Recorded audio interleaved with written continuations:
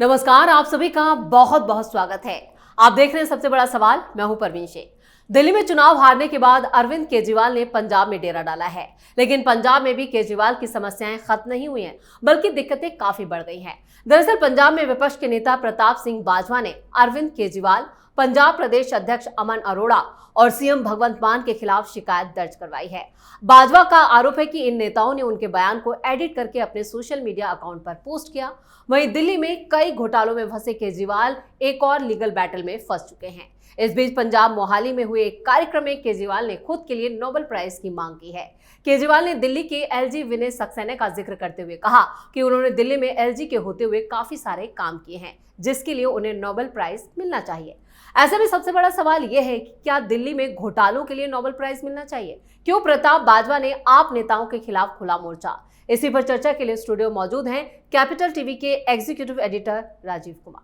Sir, आपका बहुत बहुत स्वागत है। धन्यवाद। दिल्ली छोड़कर पंजाब गए तो पंजाब में भी कई मामले ऐसे हैं जिसमें फंसते हुए नजर आ रहे हैं केजरीवाल। देखिए, पंजाब में कांग्रेस है जो आम आदमी पार्टी को नहीं फंसाएगी, या प्रताप बाजवा के एक एफआईआर से अरविंद केजरीवाल को कोई फर्क नहीं पड़ेगा।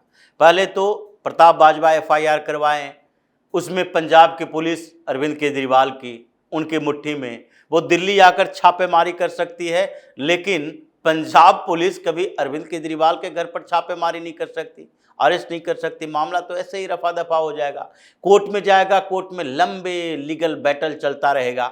लेकिन समस्या ये कांग्रेस कानून के हिसाब से नहीं है, बल्कि राजनीति के हिसाब से पंजाब में जो चल रहा है उसमें अरविंद केजरीवाल की समस्या बड़ी है। समस्या बड़ी इसलिए क्योंकि पंजाब के अंदर अब अरविंद केजरीवाल का खुलकर विरोध हो रहा है, इस बात के लिए कि पंजाब के भूमाफियाओं को वहां जमीनें दी जा रही है। पंजाब में जो भूमि अधिग्रहण कमेटी बनी है उसके 4 मेंबर्स में से एक भी पंजाब के नहीं है, जिसके लिए सुखबीर सिंह बादल आवाज उठा रहे हैं, बात कर रहे हैं कि देखो भाई, अभी भूमि अधिग्रहण शुरू होगा लुधियाना में और वहां पर हम धरना प्रदर्शन शुरू करेंगे, क्योंकि ये दिल्ली के भूमाफियाओं ने यहां पर आकर अपना साम्राज्य बढ़ाना शुरू कर दिया है। इन लोगों का कब्जा हो रहा है और दिल्ली के लोगों को पंजाब में एंट्री बैन कर देनी चाहिए। लोगों का मतलब ये आम आदमी पार्टी के पॉलिटिशियन की बात कर रहे हैं। दूसरी बात, ये आम आदमी पार्टी वाले या अरविंद केजरीवाल खुश हो रहे थे उस समय कि चलो भाई, संजीव अरोड़ा को जिता दिए, मंत्री भी बना दिए, वादा पूरा कर दिए। लेकिन वादा तो ये अरविंद केजरीवाल ने उन लोगों के साथ किया था जो अरोड़ा के समर्थक थे। उन्होंने वादा उन लोगों के लिए नहीं किया था जो मंत्री बने हुए हैं, और संजीव अरोड़ा को मंत्री बनाने के लिए एक मंत्री को हटाना पड़ा। वो भी बार बार कह रहे हैं कि भाई हमारी क्या गलती थी, अब 1.5 साल की सरकार और उसमें भी इस तरीके से बीच बीच में सबको हटा के दूसरे को एडजस्ट कर रहे हो, क्यों? क्योंकि दिल्ली वालों को एडजस्ट करना है। समस्या इस बात के लिए है कि एक विधानसभा सीट जो कि आम आदमी पार्टी के पास ही थी, वो आम आदमी पार्टी के पास रही, लेकिन इसके बाद जो राज्यसभा की सीट आम आदमी पार्टी के पास थी, जिसके संजीव अरोड़ा अब इस्तीफा देने वाले हैं, वो राज्यसभा की सीट क्या अरविंद केजरीवाल के पास रह पाएगी?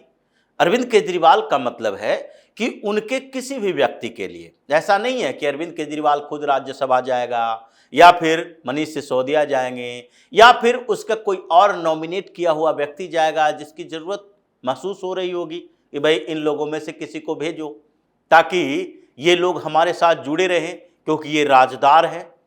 राजदारों को अपने साथ नहीं रखेंगे, वो बाहर जाएगा और वो सारे पोल पट्टी खोलेगा, जिससे आम आदमी पार्टी जो थोड़े थोड़े अभी बची हुई है वो भी खत्म हो जाएगी। इसलिए उन लोगों में से किसी न किसी को सेटल करना होगा, क्योंकि अभी इन लोगों की स्थिति क्या है? अरविंद केजरीवाल एक राज्यसभा का सांसद का बंगला कब्जा किए हुए है, अशोक मित्तल का, बड़े बिजनेसमैन, लवली प्रोफेशनल यूनिवर्सिटी वाले जी। और दूसरी तरफ एक राज्यसभा का बंगला यानी हरभजन सिंह का, ये मनीष सिसोदिया कब्जा किए हुए हैं। लेकिन ये कितने दिन तक कब्जा करके बैठे रहोगे? अभी सवाल कम उठ रहे हैं, सवाल ज्यादा उठेंगे पंजाब का चुनाव नजदीक आएगा तो।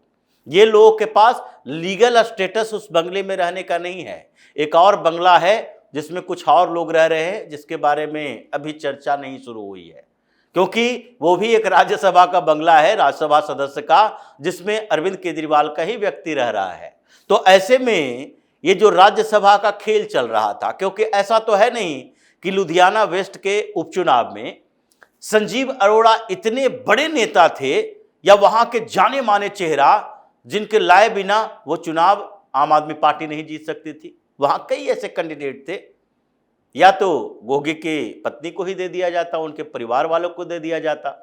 ये तो बराबर ऐसे परंपराएं रही है कि अगर अकस्मात बीच में किसी की मौत हो जाती है तो उनके परिवार वालों को टिकट दो भाई, कम से कम जो बचे हुए कार्यकाल हैं उसमें तो वो लोग विधायक रह जाए। और ऐसी स्थिति में तो दूसरे पार्टियां हैं जो नॉमिनेशन भी नहीं करती कि लो भाई 2 साल का कार्यकाल है, 1.5 साल का कार्यकाल है, उनके परिवार को एक तरह से अनुकंपा के आधार पर दे दो।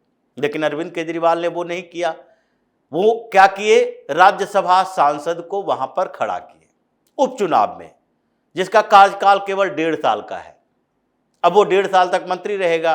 तो मेन जो व्यू था, मेन जो एजेंडा है, वो तो है राज्यसभा की सीट पर। और अब जो चर्चा हुई है पंजाब में, उसमें कहा जा रहा है राज्यसभा की सीट तो ठीक है, लेकिन किसको? ये नहीं कहा जा रहा कि अरविंद केजरीवाल या मनीष सिसोदिया या फलना या ढेकना, ये कहा जा रहा है कि किसको, दिल्ली वाले को या पंजाब वाले को। अब सवाल यहां पर उठा है क्योंकि राघव चड्ढा भी पंजाब से ही है, और इन लोगों को, दिल्ली के लोगों को पंजाब भेज भेज कर राज्यसभा भेजते जा रहे हो, ये अब बर्दाश्त नहीं होगा।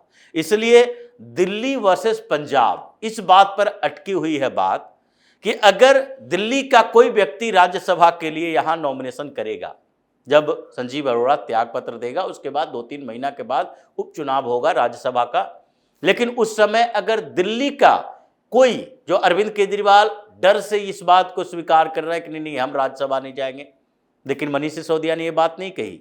मनीष सिसोदिया को, सत्येंद्र जैन को ये प्रभारी ही इसलिए बनाया गया, प्रभारी और सह प्रभारी, कि इन दोनों में से किसी को वहां पर भेजा जा सकता है अगर अरविंद केजरीवाल पर ज्यादा सवाल उठने लगे। लेकिन दोनों दिल्ली का नेता, तो दिल्ली वर्सेस पंजाब चल रहा है, और इसलिए भगवंत मान के ऊपर दबाव उसके मंत्री विधायक, उसके लोग दे रहे हैं कि अगर पूरी शासन व्यवस्था दिल्ली से चलानी है, तुम्हें अपना नाम ही नहीं लेना है, तो फिर ऐसे में पंजाब की सरकार आपके कंट्रोल में क्यों होनी चाहिए? ये जो अवधारणा रही है कांग्रेस के समय में सुपर पीएम की, यहां सुपर सीएम केजरीवाल ही बना रहेगा, तो पंजाब के लिए तो ये डूब मरने वाली बात है कि हमारे यहाँ कोई ऐसा नेता ही नहीं है जिसके ऊपर जिम्मेदारी दी जा सकती है। तो दिल्ली वर्सेस पंजाब का लड़ाई चल रहा है, और उसमें क्या हो रहा है कि अभी फिर से एक्टिव हो गई है अकाली दल। अकाली दल के नेताओं को लगता है कि हम भी अलग थलग पड़ गए हैं। इस बीच इतने सालों में हमने भारतीय जनता पार्टी के साथ गठबंधन तोड़ा, कोई फायदा नहीं हुआ। गठबंधन कोई आपसी वैचारिक मतभेद के कारण, या सीट शेयरिंग फार्मूला नहीं डेवलप होने के कारण, या फिर किसी और तरीके से एक दूसरे के परेशानियों के कारण नहीं तोड़े, बल्कि एक मुद्दा विशेष से अकाली दल को लगा कि केंद्र ने कृषि कानून लाया है, तो उससे पंजाब में विरोध चल रहा है, तो उस विरोध में अगर हम भाजपा के साथ रहेंगे तो हम भी परेशान हो जाएंगे, हमें जीत नहीं मिलेगी, इसलिए अलग हो जाओ और अलग होके इसका फायदा उठाओ।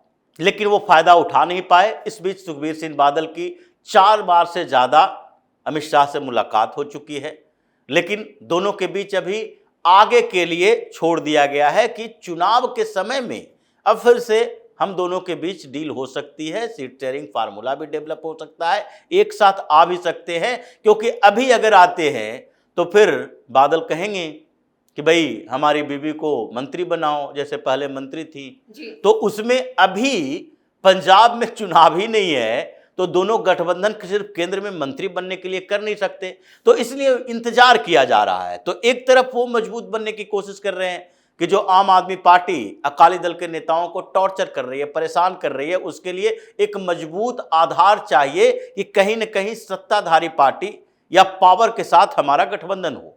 कांग्रेस पार्टी इसी बात को लेकर लगी है कि अब अरविंद केजरीवाल को दिल्ली की तरह मत देखो, दिल्ली से भी ज्यादा खतरनाक देखो। और यहां पर 1-to-1 मार्किंग चल रही है कांग्रेस के नेता मार्किंग कर रहे हैं आम आदमी पार्टी के नेताओं को कि किस क्षेत्र में कौन से नेता है जो अरविंद केजरीवाल के साथ है या खुश है या फिर नाराज है, और उन लोगों को टारगेट किया। ये प्रताप सिंह बाजवा ही बोला करते थे कि 31 आप विधायक है जो हमारे संपर्क में है, कांग्रेस के संपर्क में है, 28-29 विधायक है जो अकाली भारतीय जनता पार्टी के संपर्क में आम आदमी पार्टी का है। क्यों? क्योंकि उन लोगों को लग रहा है कि पंजाब में सत्ता रिटेन करना बड़ा मुश्किल है। ये दिल्ली नहीं है, दिल्ली की राजनीति अलग थी अरविंद केजरीवाल के लिए, पंजाब की राजनीति अलग है।